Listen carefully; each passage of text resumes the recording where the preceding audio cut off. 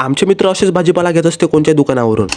राम राम मंडळी, सार्थक भाऊचा 2 दिवसानंतर आज ब्लॉग मध्ये कमबॅक झाला. तुम्हाला तर माहिती आहे मंडळी, पाण्याचा आणि आपला संबंध भल्लाच गैरा संबंध आहे. चला म्हटलं मग ह्याच चांगल्या गोष्टीवर गणपती बाप्पाच्या पाया लागून येऊ म्हटलं आपण. आज मंडपात गणपती बाप्पाची मूर्त सोडून आणि मी सोडून इथं काळा कुत्र पण नव्हतं. मी म्हटलं सगळे पोट्टे कुठे गेले आज. मग मी डायरेक्ट घरी जोर आलतो. घराच्या रस्त्याने जाता जाता हे पोट्टे भेटले. पोट्टे म्हणे आज आपल्या गावातला बाजार आहे म्हणे, आपण बाजारातून येऊ म्हणे, चक्कर मारून पाहतो. ब्लॉक होते म्हणे ना आपला फिरणे होते म्हणे. मित्रांनो, हा आहे आमच्या गावातला 300 एकराचा बाजार. एवढा मोठा बाजार तो कोणच नसून पाहिला. आज तेजस म्हणे एवढ्या मोठ्या बाजारातून 10-20 रुपयाचा भाजीपाला घेऊन मी पण एका पुण्याचं काम करून घेतो म्हणे. 10-20 रुपयाचं पुण्याचं काम करून मी निघालो रे भैलोक घराच्या रस्त्यानं. घरी येता येता माझ्या दिमागाला लागला रे भैलोक लाईट. आज आपल्या गणपती बाप्पाची आरती सरायली. म्हटलं चला म्हटलं मग आपण पहिले आरती करून घेऊ म्हटलं आपल्या गणपती बाप्पाची. मित्रांनो, मी धावपळ करत करत कसंही मंडपात आलतो. हे पोट्टे म्हणे अर्धा घंटा आरतीला वेळ आहे म्हणे. अर्धा घंटा आरतीला वेळ आहे म्हटल्यावर चला म्हटलं मग आपण चिल्लर करून घेऊ पहिले. मित्रांनो, चिल्लर करणं हे आमच्या मंडळाचा खानदानी पेशा आहे. थोड्याच वेळात मग आरतीला सुरुवात झाली.